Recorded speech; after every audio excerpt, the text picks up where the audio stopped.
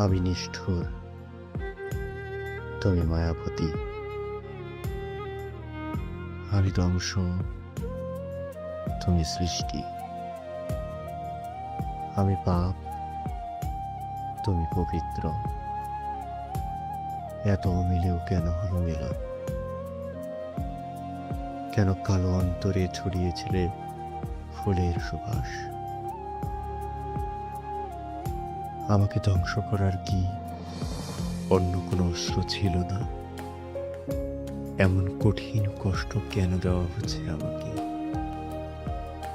তোমার ব্যথায় আমি দগ্ধ হচ্ছি।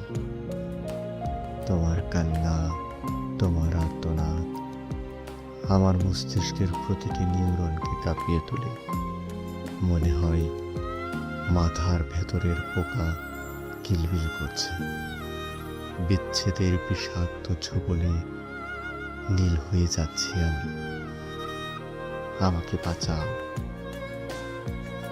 শূন্য আকাশে কাঞ্চিল যেমন একা, আমিও তেমন একা। প্রতিটি মুহূর্ত আমাকে অনুশোচনায় দগ্ধ করে। একাকী নীরবে সহ্য করি। এটাই তো আমার ভাগ্য। মেয়েগুলোকে বাঁচাতে চেয়েও আমি বাঁচাতে পারিনি। বুকের ওপর পাথর চাপা দিয়ে পাঠিয়ে দিয়েছি বহুদূর। যখন তাদের জাহাজে তুলে দিয়েছি, আমার দিকে করুণ চোখে তাকিয়েছিল।